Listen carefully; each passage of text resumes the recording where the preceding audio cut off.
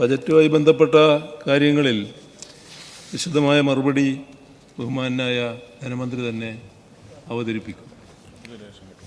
എനിക്കിവിടെ നേരത്തെ നിയമമന്ത്രി ചെയ്തതുപോലെ ഒരു സഭയെ ആകെ അല്ലെങ്കിൽ നാടിനെ ആകെ തെറ്റിദ്ധരിപ്പിക്കുന്ന രീതിയിലുള്ള ഒരു പ്രസ്താവന നേരത്തെ ബഹുമാനായ പ്രതിപക്ഷ നേതാവിൻ്റെ ഭാഗത്തു നിന്ന് കിഫ്ബിയെ സംബന്ധിച്ചുണ്ടായി.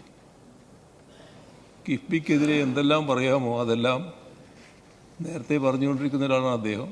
പക്ഷേ വല്ലാത്ത ഒരു അവതരണമാണ് കഴിഞ്ഞ ദിവസം നമ്മൾ കേട്ടത്.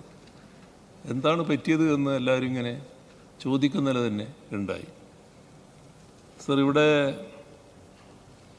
ഇന്നത്തെ നിലയിലുള്ള കിഫ്ബി എങ്ങനെ ഏത് സാഹചര്യത്തിലാണ് രൂപപ്പെട്ടത് എന്നത് ഹ്രസ്വമായി വിശദീകരിക്കുക നല്ലതാണെന്ന് തോന്നുന്നു.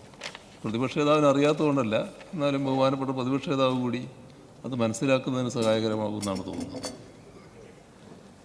കിഫ്ബി ഇന്നത്തെ നിലയിൽ പരിവർത്തിക്കപ്പെട്ട പശ്ചാത്തലവും ആ സംവിധാനം ചെയ്ത കാര്യങ്ങളും കൃത്യമായി മനസ്സിലാക്കിയിരുന്നെങ്കിൽ അദ്ദേഹം ഈ സഭയിൽ ഉന്നയിച്ച ആക്ഷേപങ്ങളൊന്നും ഉന്നയിക്കാൻ തയ്യാറാകുമായിരുന്നില്ല.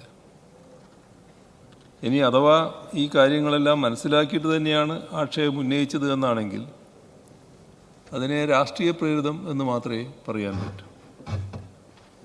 രാഷ്ട്രീയ പ്രേരിതമായി പറയുന്ന കാര്യങ്ങൾക്ക്